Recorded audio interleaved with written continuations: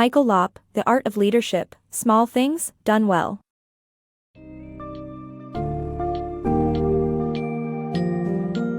In The Art of Leadership, Small Things, Done Well, author Michael Lopp dives deep into the world of effective managerial skills and practices necessary for success in the modern workplace. The book offers insights on understanding one's capabilities, conscious communication, coping with high-pressure situations, self-improvement, time management, recruitment, and conducting valuable meetings, among many other topics.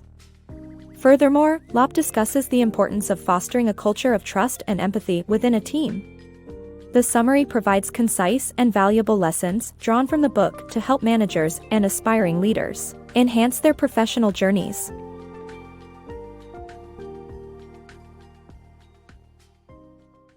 Essential skills for novice managers.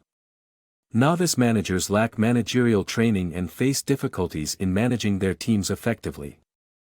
In this book, the author emphasizes the importance of self-insight, communication, and problem-solving skills for managers to succeed in their roles. Being a manager is a challenging job, and many new managers often find it hard to manage their teams effectively. They receive no training for their new role and must learn by experience. Even managers who have been in their roles for a year or more find it difficult to work out the most efficient and productive way to manage their teams. One of the essential skills that managers need is the ability to synthesize information effectively. Novice managers often sign up for too many things and overextend themselves, leading to poor performance or the need to delegate commitments. Good managers use self-insight to understand their own capabilities and manage their commitments accordingly. Effective communication is another critical skill that managers must possess. They must communicate regularly with their staff both in valuable one-on-one meetings and as a team. However, managers must prepare for these meetings by setting an agenda and considering priorities, otherwise, they end up wasting everyone's time.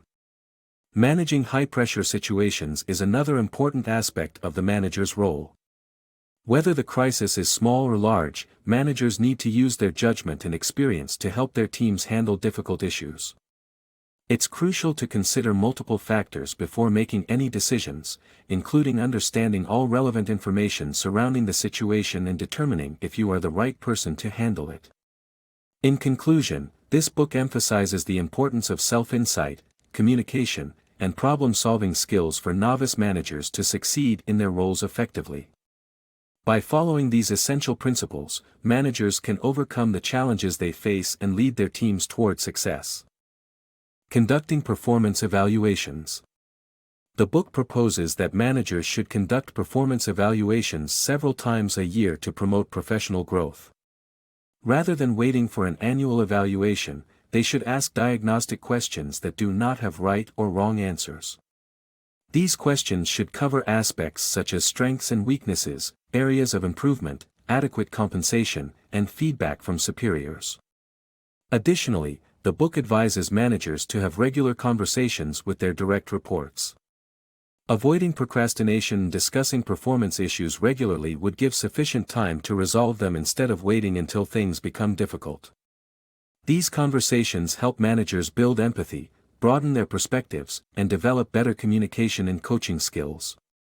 Finally, a consistent review of these questions would help both managers and employees stay aware of their career progression, making them better mentors and team leaders. By agreeing on specific milestones and deadlines to resolve performance management issues, both the manager and employee can ensure success. Time management tips. Time management is crucial for a manager, and adopting good habits can help increase efficiency and reduce stress. To save time, organize your browser bookmarks and put daily sites in a feed reader. Keep only the most valuable tools in your browser, avoid multiple windows, and limit tabs to 10.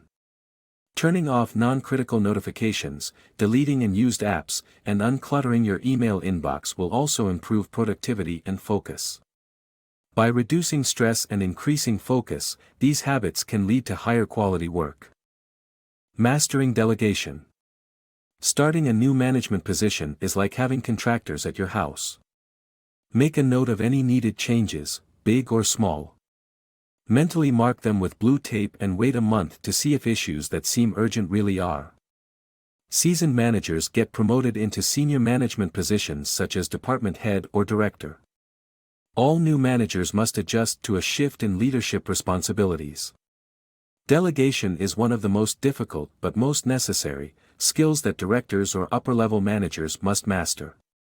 Managers delegate small, well-defined projects to individuals, and executives delegate large, complex projects to cross-functional teams or departments. Directors spend a minimum of an hour a day up to a maximum of 50% of their time recruiting for every open position on their team. Spending half your time recruiting is worth the effort and ultimately makes your business run more smoothly. Effective meeting strategies for distributed teams. Learn how to run successful meetings and communicate effectively with remote teams by appointing a meeting runner and historian, following a 3-point agenda, and giving compliments and feedback. Running meetings can be daunting, but they provide an opportunity to address problems and dispel misunderstandings. Meetings with healthy discussions and debates can boost productivity and team morale by 95% of the time. To ensure a well-run meeting, appoint a meeting runner to manage the session and a meeting historian to take minutes and follow up afterward. For meetings that occur irregularly, directors should use a 3-point agenda. This includes discussing minimal metrics, rolling team source topics, and addressing rumors, gossip, and lies, providing a safe space for your employees to address concerns. Nowadays, many employees work remotely.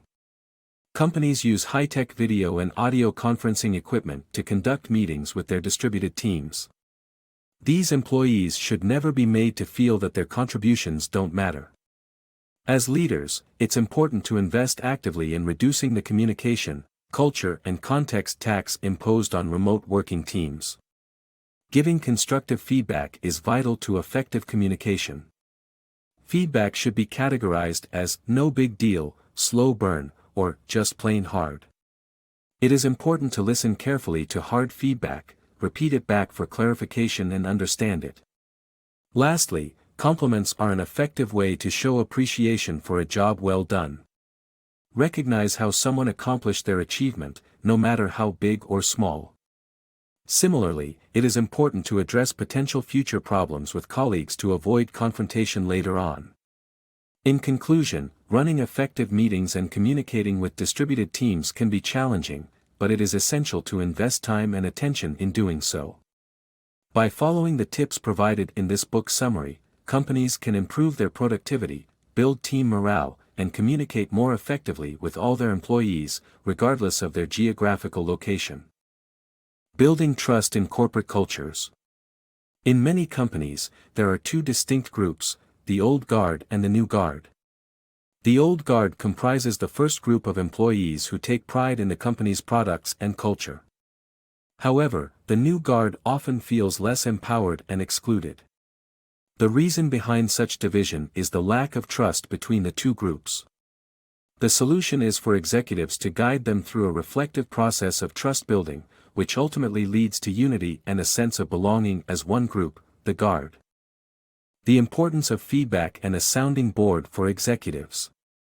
As an executive, it is crucial to handle departmental issues competently without asking for help, but the buck ultimately stops with them. Michael Lopp's mentor taught him the phrase, "Feedback is a gift," and the importance of an external sounding board. Executives need a trusted coach who can conduct a 360-degree performance evaluation, providing valuable feedback from coworkers, direct reports, managers, and peers.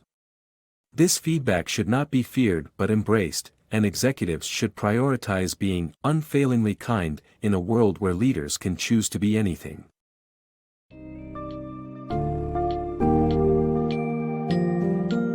In conclusion, Michael Lopp's The Art of Leadership emphasizes the importance of mastering essential managerial skills and adopting good habits in one's daily routine.